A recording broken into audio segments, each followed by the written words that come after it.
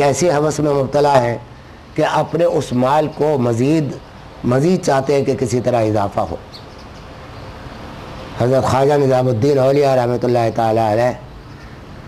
کے پاس ایک شخص، اس زمانے میں نوٹ تو ہوتے نہیں تھے، اشرفیاں ہوتی تھیں، سونے کے سکے ہوتے تھے۔ ایک شخص تھیلی لے کر آیا سونوں کے سکے کی کہ ایک بزرگ کی خدمت کروں گا، اللہ تعالیٰ خوش ہوں گے۔ اور تھیلی دینے کے بعد کہا کہ حضرت دعا کیجئے کہ اللہ تعالیٰ مجھے مال میں برکت دے۔ تو آپ نے وہ تھیلی اٹھا کے اس کے سامنے رکھی اور کہا کہ بھائی اس مال کی ضرورت مجھ سے زیادہ تمہیں ہے،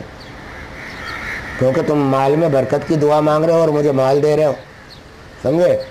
تو بھائی یہ جو برکت کی دعا تم مانگ رہے ہو اس کی تو ضرورت تمہیں ہے، جب یہ تو تم برکت کی دعا مانگ رہے ہو، مجھے تو اس کی ضرورت نہیں، یہ تم رکھو اپنے پاس، سمجھے؟ مال تمہیں چاہیے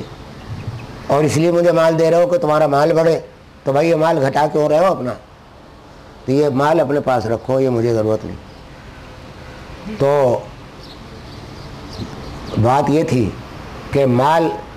بہت بڑی نعمت ہے حق تعالی شانہ کی، بہت بڑی نعمت ہے۔ بعض لوگ میرے اپنے قریبی عزیزوں میں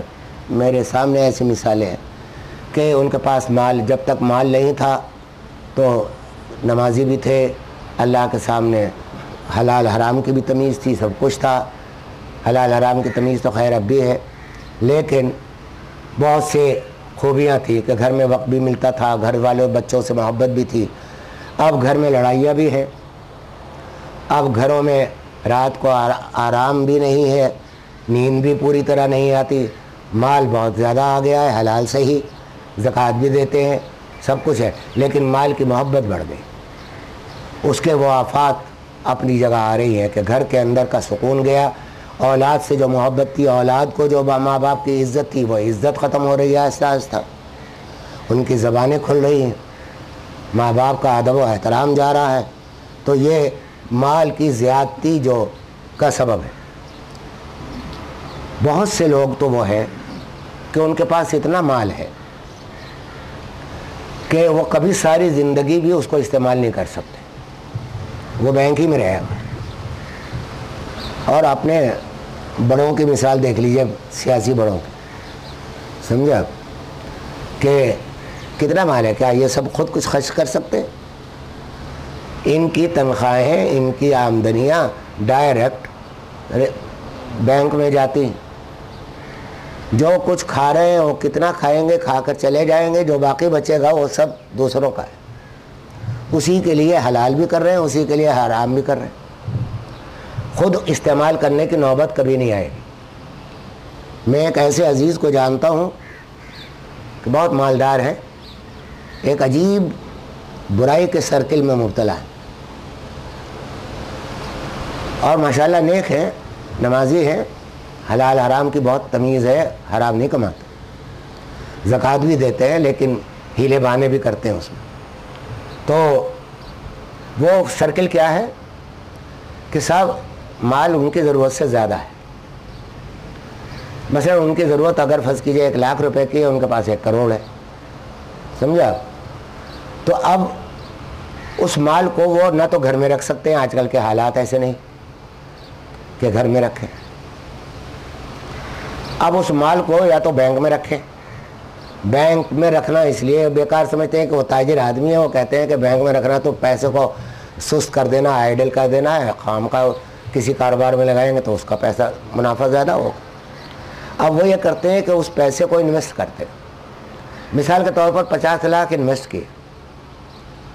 اب ان کو یہ ظاہر ہے کہ 50 لاکھ انویسٹ کرنے کے لیے انہیں یہ محنت تو کرنی پڑے گی، یہ دیکھنا پڑے گا کہ یہ پیسے کسی ایسی جگہ انویسٹ کریں جہاں نقصان کا اندیشہ نہ ہو۔ اب وہ چاہے ایک جگہ کر دیں یا 4 جگہ کریں، تلاش میں تو ہے کہ انویسٹنگ سورس ایسا ہو انویسٹمنٹ، وہ انویسٹ کر دیا۔ اب فرض کیجئے 3 مہینے بعد، 6 مہینے بعد یا سال بھر کے بعد وہ 50 لاکھ جو ہے وہ 70 لاکھ بن کے آ گئے، جی 70 لاکھ بن کے آ گئے، 80 لاکھ بن کے آ گئے۔ تو اب وہ یہ 80 لاکھ کا مسئلہ ہوگا کہ پہلے تو 85 لاکھ کی حفاظت کا مسئلہ تھا، اب 80 لاکھ کی حفاظت ہے کہ اس کو انویسٹ کرنا ہے، اور اب اس کی انویسٹنگ کے لیے وہ سب بھاگ دوڑ، یہ اور وہ کاروبار، یہ ایک سلسلہ چلتا ہے کہ اب وہ انویسٹمنٹ کرتے جا رہے ہیں، مال بڑھتا ہوا چلا جا رہا ہے، وہ خرچہ نہیں ہونا ہے لیکن بڑے پریشانیاں بڑھا رہا ہے۔ اب یہ اس سرکل میں ہے کہ یہ میرا مال گھر پہ بھی نہ رہے، بینک میں بھی نہ رہے، جائیدادیں بڑھ جائیں اور کچھ ہو جائیں، ٹھیک ہے، بہت بڑی بات ہے کہ بھائی چلے میری اتنی جائیدادیں ہیں، میری اتنی دکانیں ہیں، میرے اتنے مکان ہیں، لیکن سوال یہ ہے کہ بھائی اگر تم کوئی غلط کام کر کے یہ سب کچھ کر رہے ہو، اول تو تمہارے کام نہیں آنا، اور پھر بعد میں جو لوگ اس کو استعمال کریں گے وہ کہاں خرچ کریں گے، کس طرح کریں گے، تمہارے اس حلال پیسے کو حرام جگہ لگائیں گے، تو اس کا اگرچہ تمہارے اوپر بوجھ نہیں ہے لیکن اتنا بوجھ ضرور ہوگا کہ اتنا چھوڑا کیوں تھا بھائی، سمجھے؟ اس سے اپنی آخرتی کما لیتے، اس سے کچھ اپنے اوقاف وقف کر دیتے، کچھ جائیدادوں کو کچھ اور کسی نیک کام میں لگا لیتے۔ تو عرض یہ کر رہا تھا کہ یہ آیت یہ کہہ رہی ہے کہ ان اللہ اشتری من المؤمنین انفسهم، کہ ہم نے خرید لی ہے تمہاری جانیں۔ اب جانوں کے خریدنے کا مطلب یہی ہے کہ جہاں ہمت کی ضرورت ہو وہاں ہمت دکھاؤ۔ صبح کو فجر کے وقت کانوں میں آواز آ رہی ہے اذان کی، شیطان کہہ رہا ہے کہ سو جاؤ، ابھی اذان کا وقت بہت کافی وقت ہے۔ اب آپ ہمت کر کے اگر آپ اٹھ گئے تو آپ نے شیطان کو شکست دے دی، اور اگر اس کے کہنے پر آنکھ بند کر لی تو پھر وہ آنکھ کھلے گی اس وقت جب نماز جا چکے گی، سمجھا؟ تو اب یہ ہمت کرنا، یہ بھی مال آپ کی جان کا حصہ ہے، آپ کے ارادے کا حصہ ہے۔ اسی طرح اور سارے معاملات، خرید و فروخت کے معاملے میں کہ خریدنے گئے چیز کو، وہاں اب ایک تو کیا خرید رہے ہیں، اس میں بھی یہ دیکھنا ہے کہ ہم ضرورت کی چیز خرید رہے ہیں یا کوئی حلال چیز خرید رہے ہیں یا حرام خرید رہے ہیں، اس میں دیکھنا ہے۔ دوسری بات یہ کہ خریدتے وقت کیا نیت ہے کہ بھائی اگر آپ کی ضرورت کی چیز نہیں ہے، یہاں میں ایک عزیز ہے، عجیب عادت ہے کہ وہ بازار جاتے ہیں، انہیں ایک چیز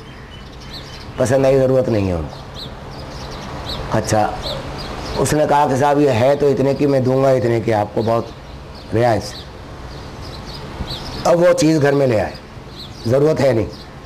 اب وہ کچھ دن سامنے پڑی رہی، اس کے بعد پھر وہ اس جگہ چلی گئی جہاں بیکار چیزیں ڈالی جاتی۔ تو یہ بھی ایک عیب ہے کہ مال کا ضیاع ہے کہ صاحب آپ کو ایک چیز اچھی لگی، ضرورت نہیں ہے، بغیر ضرورت چیز کو خرید کر لا کر گھر میں رکھ لیا، اب اس کی ضرورت نہ آپ کو ہے، نہ آپ کے بچوں کو ہے، نہ کسی اور کو ہے، بس ایک شو پیس کے طور پر رکھا رہا، اس کے بعد وہ گندا ہوا، سڑ گیا، ختم ہو گیا۔ تو یہ بہت مثالیں بہت ہیں کہ مقصد یہ ہے کہ ہم اللہ کے ساتھ اپنا تعلق اگر یہ رکھیں کہ یہ مال ہم جو ہیں اللہ تعالیٰ کے ہاتھوں بکے ہوئے ہیں، ہم